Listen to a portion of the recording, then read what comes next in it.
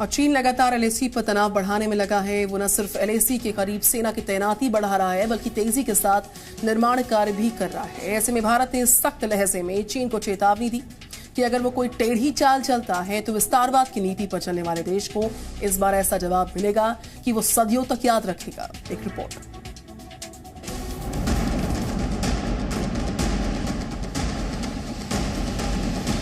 चीन के खिलाफ बड़ी तैयारी।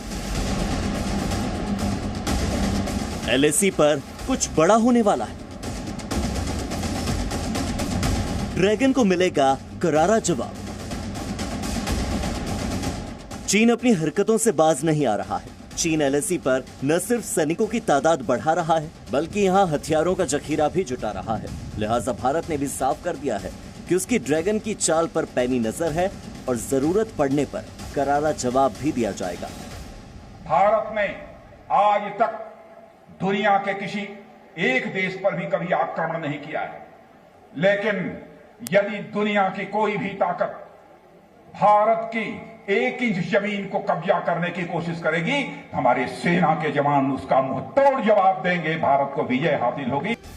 चीन से तनातनी के बीच सेना प्रमुख जनरल एमएम नरवणे जवानों का हौसला बढ़ाने के लिए लद्दाख पहुंचे। आर्मी चीफ ने पूर्वी लद्दाख में कई अग्रिम इलाकों का दौरा किया।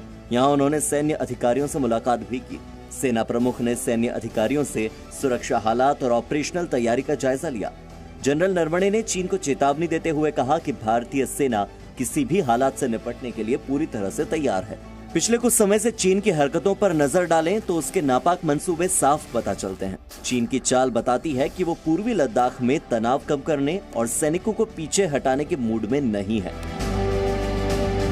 चीन एलएसी पर तेजी से इंफ्रास्ट्रक्चर बढ़ा रहा है। हाल ही में उसने पूर्वी लद्दाख में अपने सैनिकों के ठहरने के लिए मॉड्यूलर कंटेनर पर आधारित शेल्टर का निर्माण किया है। पूर्वी लद्दाख और एलएसी के करीब चीन आधुनिक हथियारों की तैनाती, एयरबेस पर अपग्रेडेशन कर रहा है।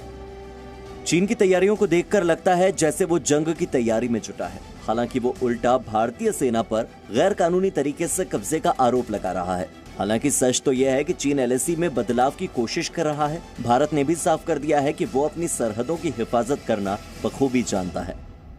लद्दाख सेक्टर में दोनों ही देशों की तरफ से भारी सैन्य तैनाती की गई है। चीन की तरफ से करीब 50 से 60 हजार सैनिक तैनात हैं और भारत ने भी करीब इतने ही सैनिकों की तैनाती की।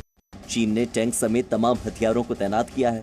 भारत ने भी M77 होवित्जर तोपों की तैनाती की है और इसके अलावा स्वदेशी 105 mm तोप भी तैनात है।